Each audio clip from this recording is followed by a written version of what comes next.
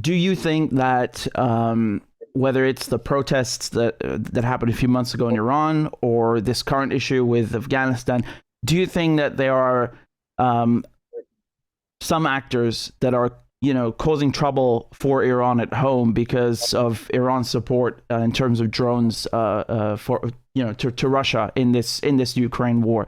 Do you think that there's potential for this? I don't think it has to do with Iran's support for Russia per se. I think it's the a general hostility that the West has always had towards Iran, and they've always tried to undermine Iran. In 2009, when we had elections, they uh, they pushed the country towards instability. There was no evidence of fraud in the elections. I was no fan of President Ahmadinejad, and I was not a fan of Mr. Mousavi, but Ahmadinejad won fair and square. It was very clear. But the Americans and the Europeans and their people in Iran and the people who they funded, they tried to push for confrontation and instability, and that's what they did recently as well with the demise of Mahsa Amini. They tried to create instability in the country. They used it as a pretext, but they had already been preparing themselves for 2 or 3 years. We knew in Iran that around that time when the riot started, that something was about to happen. Mm-hmm. Because it was also the anniversary of riots that had taken place 3 years earlier because of the sudden rise in gasoline prices in the country.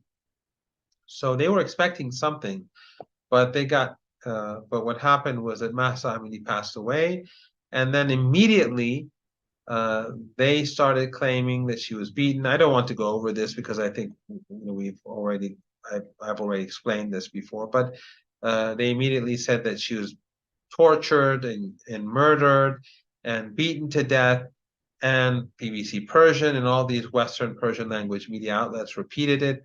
And then there was this unprecedented online campaign against Iran. Yeah, But then the footage came out, I couldn't see regardless of anything, and I've what one thinks about the hijab law or the headscarf law. That's another thing altogether. But uh, there was no. She was not when she was not. There were no. She didn't have handcuffs. She had no sign of any physical beating. She was in a hall sitting among other people, and then she stood up, and then she collapsed. And then in the autopsy, where important physicians, famous physicians in the countries participated, there was no mhm. sign of physical abuse. There was also a clip where the physicians told her father to touch her head and to see if he thought there was any problem, and he said no. He knows there is no uh, physical trauma, and he said there that when she was a child, she had an operation. Something that he denied later on, but she did have an operation. The hospital documentation was all there. So what happened was that the Americans and their allies, they manipulated a tragic event to try to undermine the country. And then during those 3 months, the Persian TV channels in the West were calling for violence. I tweeted some of these things. Yeah, I remember. Yep. And I tweeted the clips and I tweeted the violence as well. And It was disgusting, they honestly. were advocating, they were saying, kill these people. And they were saying it's a moral duty to kill these people. And these TV stations are based in London and based in the West. If it was directed to an English-speaking audience, they would be shut down immediately, and they would Yeah, be taken to court and put in jail. But when it comes to Iran, it's fair game. yeah. So, and then all that aside, when the anniversary of the revolution when it was the anniversary of the revolution, the rallies across the country, because all cities in Iran have their own rallies, They're enormous.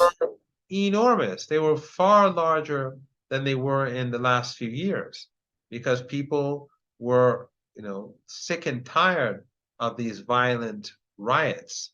So these were not peaceful protests. The first couple of days, there were peaceful protests across the country because many people believed that she was beaten and killed. I initially thought probably something like that happened because the news was, it was like one-sided, and it sounded like it could be true.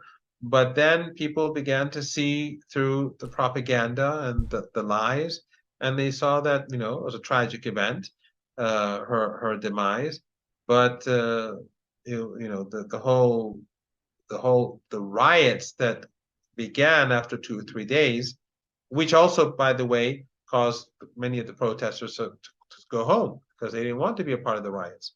But the rioters, who were led by foreign-funded groups, they claimed that themselves. The MEK terrorist organization, they they were involved in the riots, and the terrorist groups in Iraqi Kurdistan, they were involved in the riots. Uh, these are claims that they would make themselves. This is not so. These are Western-funded groups and organizations that were all involved. So the point is that the Americans, whether it was 2009 or whether it was 3 years ago during the riots over fuel prices, or whether it's over any Massa Amini or anything else, they will use that to create instability in the country, just like they did in Venezuela a few years ago as well. Yeah. They, wherever they can do it, they'll do it. So I don't think it's because of Russia, but I think it's because they just want Iran to cease to exist, or at least they want to see I'm sure they don't want to see a strong Iran to exist altogether, whether they'd like to see the country divided or broken. They just don't want a strong and independent Iran.